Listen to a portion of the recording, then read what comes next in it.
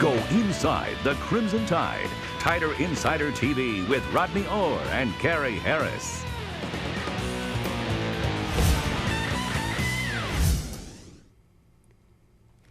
It's not been an easy week for the Alabama football program. 3 arrests and 2 dismissals for Nick Saban's team. The latest running back, Tyron Jones, who was already suspended. This morning he was arrested for possession of marijuana. Nick Saban dismissed him this afternoon. This comes just 3 days after Geno Smith was arrested for a DUI. Good evening, everyone, and welcome to Tider Insider TV, presented each and every week by Buffalo Rock. I'm Jen Chapman, in for Gary Harris, and joined, as always, by Rodney Orr. Rodney, what are you laughing at over there? You're making history. I'm making history. The first female co-host. So how many years have you guys been doing this?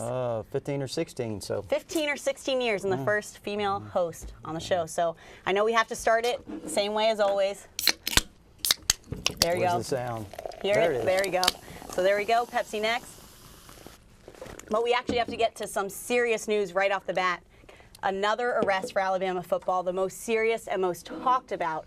JUCO transfer Jonathan Taylor, who was arrested for domestic violence and dismissed from the team. Taylor, a defensive lineman who signed this February, had been previously dismissed by Georgia. He was arrested Saturday night for domestic violence and assault. Taylor is accused of assaulting his girlfriend. The response from Nick Saban was swift. He dismissed Taylor on Sunday morning. Here's what he had to say on Monday. I'm not sorry for giving him an opportunity. I'm sorry for the way things worked out. I'm not apologizing for the opportunity that we gave him. You know, I wanted to try to help the guy make it work. It didn't work. So, you know, we're sorry that it didn't work, and we're sorry that there was an incident, and we're sorry for the people that were involved in the incident.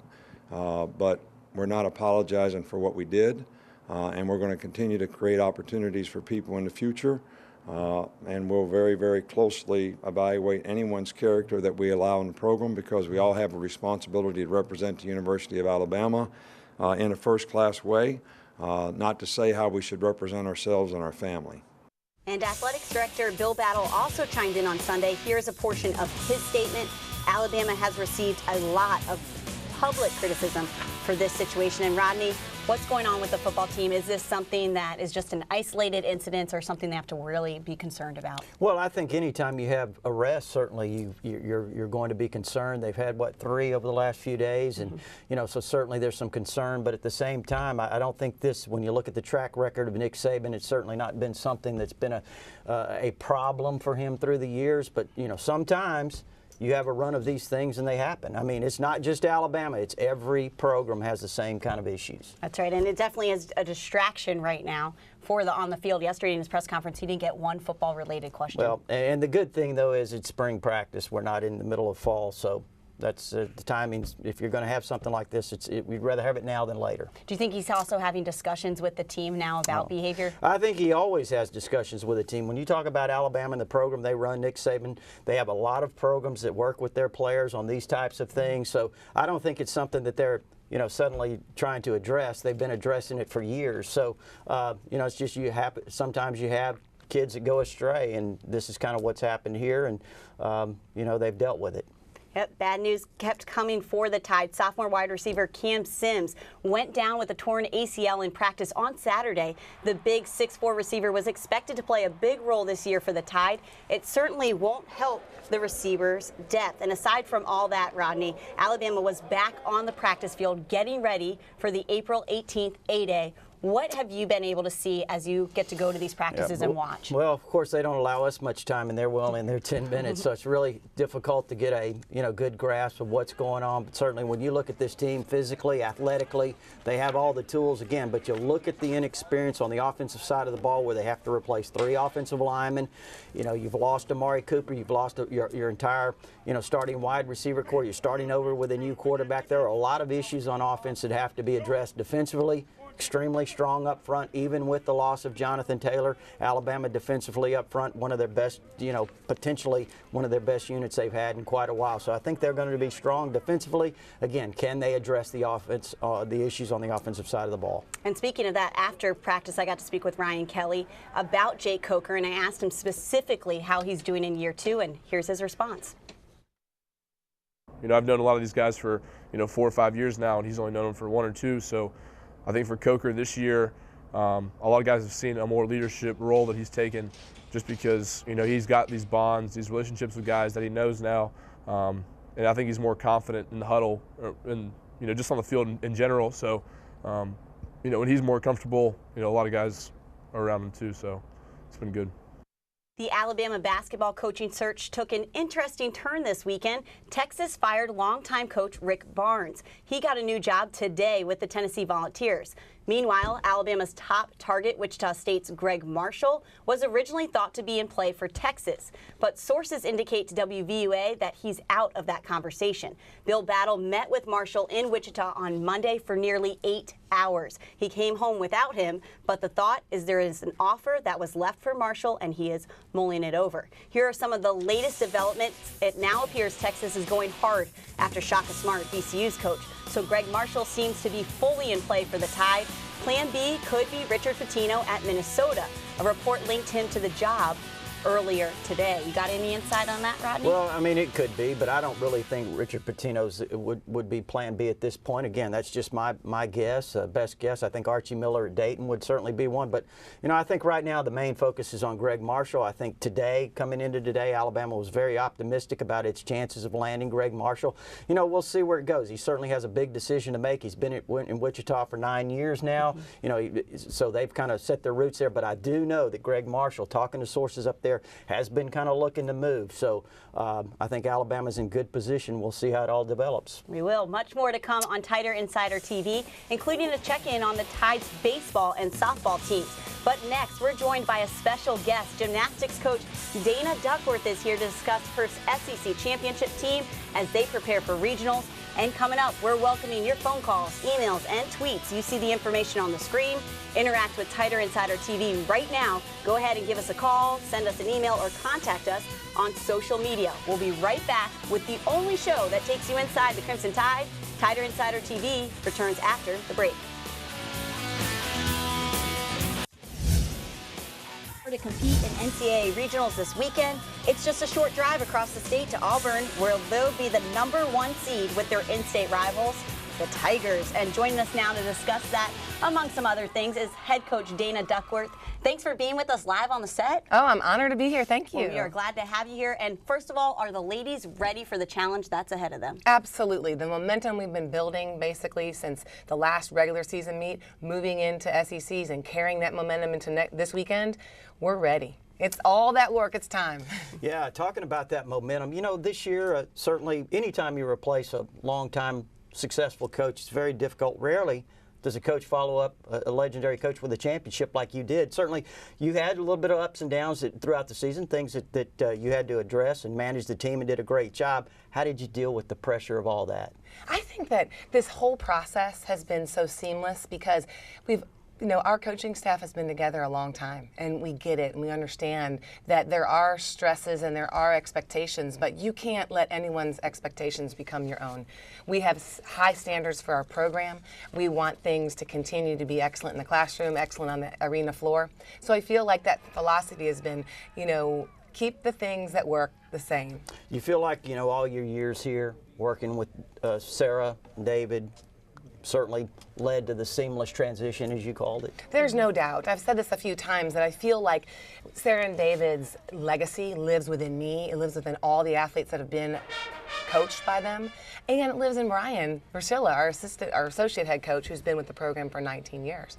So it's something that is just true and true through our program, and that has been what's so special about this team. They get it, and their success has been because they believe in our system. And you've been a part of this program as a gymnast, as a volunteer coach, assistant coach. But what is it like as the head coach? Oh, there's so many wonderful things about being a head coach. First off, there's a lot of moving parts, and now you're a delegator, where before you're a task manager. You're doing a lot of things that, checking off the boxes, and you have things you're responsible for. Now, as a head coach, you're more of a visionary, and you're guiding, so there's more time to reflect on where are we going, how are we going to get there, and being the one that puts the pieces together. I told someone one day, I was talking to David Patterson, it's like you're a puzzle maker, and you're putting the pieces together as a head coach, and that's the fun part. It's not always glorious, and there's parts of it that are hard, but those are the expectations of when you take this role. Okay, we head into this meet. You defeated Auburn 113 times. Certainly 112. 112. Well, I'm going ahead and count. There you go. We don't want to jinx it. We don't want to jinx it. But I mean, what's the focus this week? I mean, what do you have to clean up? To be quite honest, it's about doing what we've been doing and just doing it with more excellence. It's hitting our handstands, it's sticking our landings, it's doing all those things that make us successful. We cannot focus on the competition. That is what made us successful at SECs. We lived in what we called our Bama bubble. We had no idea what was going on around us. And Auburn's a good team. We know that. But so is Minnesota, and so is the other teams that are there. So you focus on Alabama. You focus on what we need to do to be successful. You have fun, because that Joe Namath quote, when you have confidence and you have fun, you can do amazing things. That's what we do. Mm-hmm. Each week I get to talk to you on Monday, and it seems like every week there's something different that the team is focusing on or working on, or even some type of adversity each week you guys had to fix. Mm-hmm. What has impressed you the most about this season? I just feel that we have made the corrections and we have a level of mental toughness that this team needs. Mm-hmm. And I think what makes me more impressed than anything is outside the gym, these ladies love each other. There is a camaraderie and a love that is not something that just happens. It is created. And that is what I'm so proud of this team. Our leadership, our seniors, they have created an atmosphere of love. And I think we're going to have a lot of success if we focus on that first. Mm-hmm. Going down there, big meet, a lot of pressure in these. How do you keep them relaxed? You know what? You have to be relaxed as a coach. You have to sit back and show that we have this. Oh, it's just another meet. And it really is. You get too caught up in what you have to do, then you're focusing on the outcome. You have to stay in the moment. You have to be a task warrior. We talk about that constantly, is that focus on what you have to do right now. Just be. And I'll say to a lot of them, just be Carly, just be Caitlin, just be Dana, because you have to just be. Because if you do that, all the other things will take care of itself. But if you try to step outside your comfort zone and do things that aren't comfortable and you don't do every day, then you're working against what has been successful. Mm-hmm. And you know, it's interesting with Alabama athletics in general, and just have been here the last 6 months, there's so much pressure on all the programs, and you hear all the athletes say that whatever team they face, they're bringing their best against Alabama. And I have heard your girls say that over and over. Do you think that prepares them for this postseason, that teams are constantly bringing it when they come? There's no doubt about it. Our regular season meet schedule, in my opinion, was the toughest one in the country. I mean, we had number one, number two, number three. I mean, it was incredible. And that's what has us prepared for this regional. We're going to go against whatever teams are out there, and it's going to be tough competition. So you have to do your job, you have to nail your handstands and do the things that are important, and then the success will take care of itself. Well, Coach, we love watching you and the girls all season long, and we wish you the best of luck this weekend. Thanks for being with us right now. More is coming up on TITV, including a look at Alabama's softball team. But next, we're welcoming your phone calls, emails, and tweets. You see the information on the screen. Interact with Tighter Insider TV right now. Go ahead and give us a call, send us an email, or contact us on social media. We'll be right back with the only show that takes you inside the Crimson Tide. Tighter Insider TV returns after the break.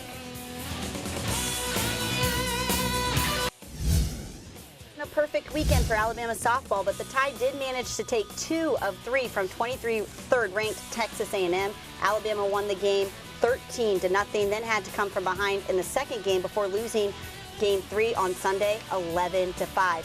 Here's how this week shapes up for the Tide. They improved to 8-4 in SEC play. They have 2 midweek games. One is currently in rain delay, that one against Mississippi Valley State. And then tomorrow against Southern Miss, they are on the road this weekend against Kentucky. And now it's time to head to the phone lines for the first time tonight. And our first caller is Gene from Jasper, and he wants to ask about Feinbaum's criticism from Saban. So let's hear it. Hello? Yep, Gene, you're on with us. Welcome to Hey, Gene and Rodney, Roll Tide. Roll Tide. Roll Tide.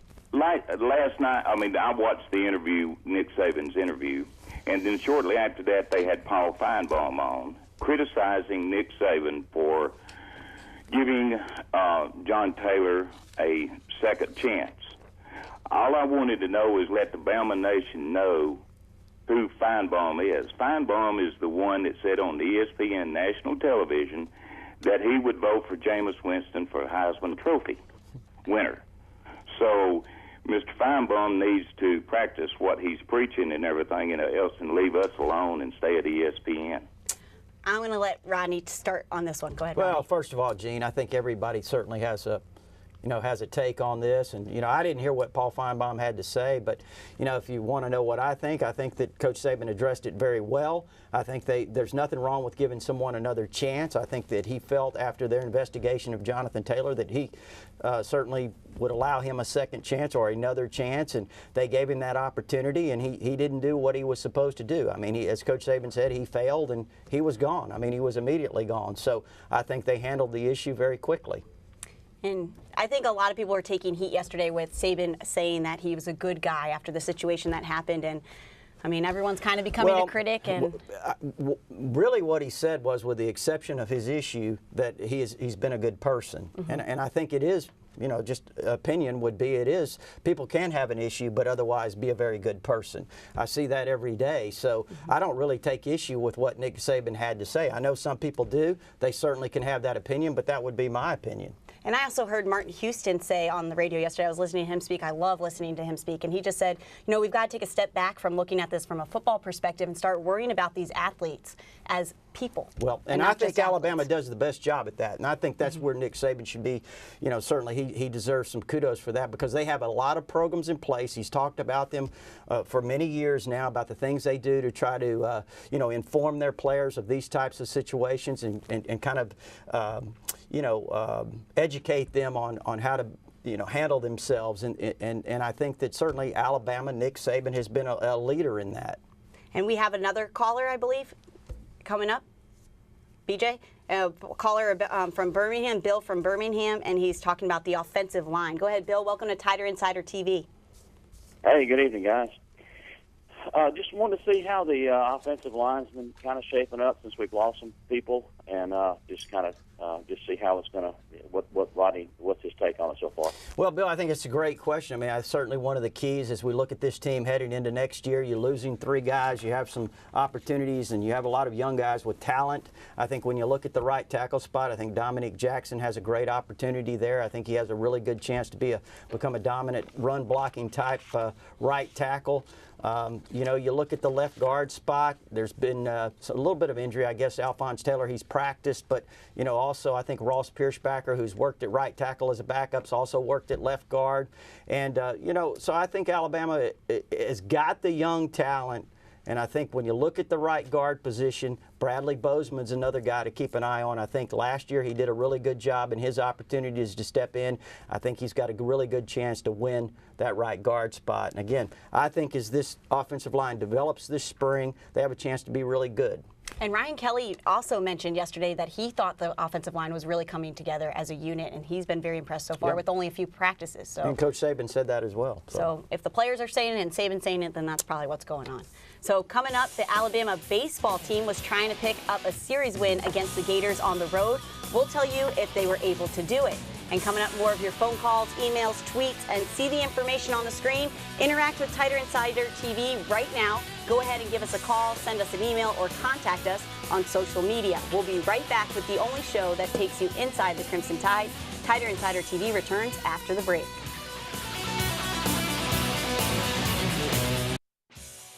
Series got off to a great start for Alabama against the 4th-ranked Florida Gators, but it was downhill from there. A 12-9 win on Friday was followed by back-to-back losses on Saturday.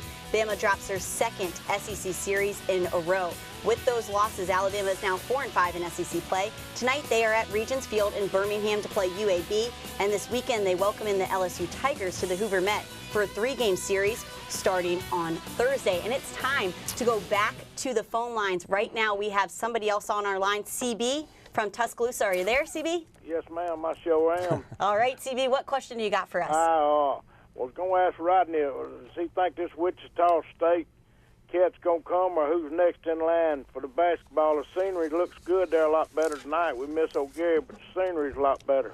Well, CB, I tell you, on Greg Marshall, I think Alabama, as I said earlier, I think they were optimistic coming into today after the 7-8 hour meeting yesterday with Bill Battle in Wichita. I think that, Alabama felt pretty optimistic this morning. Now, again, you never really know what's going to happen in these coaching searches, CB. And if this one doesn't work out, you know, it's only really a guess as to who might be the second choice. The speculation or the thought has been that possibly Archie Miller at Dayton, who's, you know, has a really good reputation, done an outstanding job there. So, you know, there's been some other names mentioned, but those Miller would be one that would come to mind. And Mike in Moundville, are you with us? Yeah, sure am. All right, Mike, what do you got for us? Well, I was going to ask about the same thing, you know, because obviously the basketball coach has a new hire could have potentially been in the works for months and months. But Rodney, what do you think it's going to take besides the new coach to get our program up to being a for real top 20, top 25 program? Should we blow up Coleman, get new facilities? What are your thoughts? Well, first of all, I think it takes the right coach, Mike, and I think that Greg Marshall's a guy that certainly has proven with his record and the things that he's done at Wichita State that he's an outstanding coach. You know, he really develops his teams. He's taken some guys that maybe were lesser talent, so to speak, and he's developed them, made them into really good teams. They've been very successful and competed at the highest level. I mean, I think he would be an outstanding choice, and again, I think that's where it starts. It's funny, last week I talked to a swimmer and he said no team here wants to be the worst team on campus. So basketball is really gunning for it right now. They want somebody in here that can make a difference. And when we return, we're going to check out more phone calls, and also we're going to be able to see profiled Alabama swimmer Christian Golumev last week, and we're going to find out some more about how he did this past weekend. Stay with us. Alabama swimmer Christian Golumev lived up to the hype. He took home a national title in the 100 freestyle at the NCAA championships. Alabama finished 10th as a team, the team's first top 10 finish since 1994. Congratulations to them. And that's all we have for tonight. For Rodney Orr, I'm Jen Chapman. Don't forget, you guys can catch the replay again tonight at 10:30 and can watch it all over, right? Yeah, you made history. History, first female. Here we go. Have a good night. Thanks for watching.